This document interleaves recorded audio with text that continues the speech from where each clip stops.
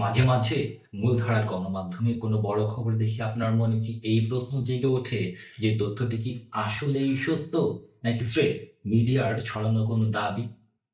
অনেক সময় কোনো ভুল বা অসম্পূর্ণ তথ্যই আমাদের সামনে মস্ত বড় ব্রেকিং নিউজ হয়ে ধরা দেয়। আর এর পেছনে কাজ করে গণমাধ্যমের তৈরি করা এক অদৃশ্য ইকো চেম্বার। যখন একটি মূলধারার মিডিয়া কোনো তথ্য যাচাই ছাড়াই প্রচার করে থাকে, তখন প্রতিযোগিতা করতে গিয়ে দ্বিতীয় এবং তৃতীয় গণমাধ্যমও সেটি হুবহু লুফে নেয়।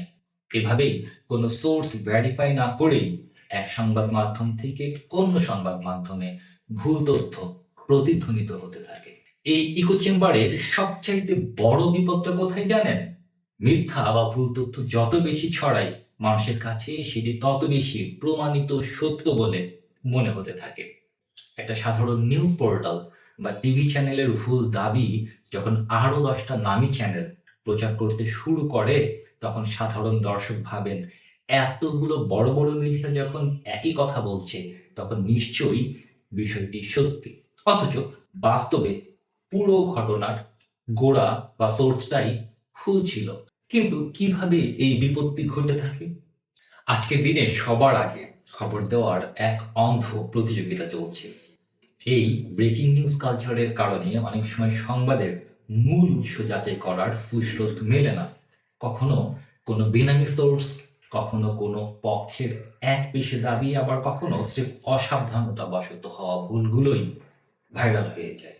আবার যেহেতু সবাই একই খবরকে কোনো বাছবিচার বিচার ছাড়া কপি পেস্ট করতে থাকে, তাই সেই ভুল তথ্যটি সমাজে আরো বেশি শক্তিশালী রূপ নেয়।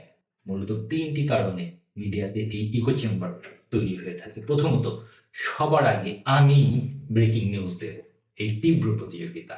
দ্বিতীয়ত, দ্রুত ক্লিক বা ভিউ বাড়িয়ে রেটিং ধরে রাখার মানসিকতা।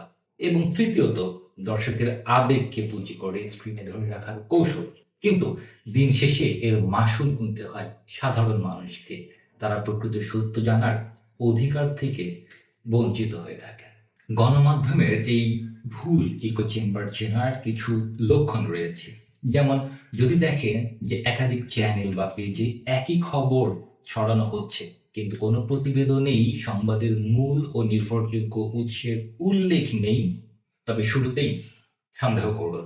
এরপর যদি খবরটি অসম্পূর্ণ, খণ্ডিত কিংবা কেবল এক পক্ষের একমুখী দাবি নিয়ে তৈরি হয়, তবে সতর্ক হন। তাই যেকোনো চাঞ্চল্যকর খবর দেখেই হুট করে বিশ্বাস করবেন না। নিজেকে প্রশ্ন করুন, তথ্যটি কি আসলেই মূল উৎস যাচাই করে নেওয়া, নাকি এক মিডিয়া অন্য মিডিয়াকে দেখে কপি করেছে? এর পেছনে কি কোনো অকাট্য প্রমাণ আছে? এই সচেতনতাই আপনাকে বিভ্রান্তির হাত থেকে বাঁচাতে পারবে।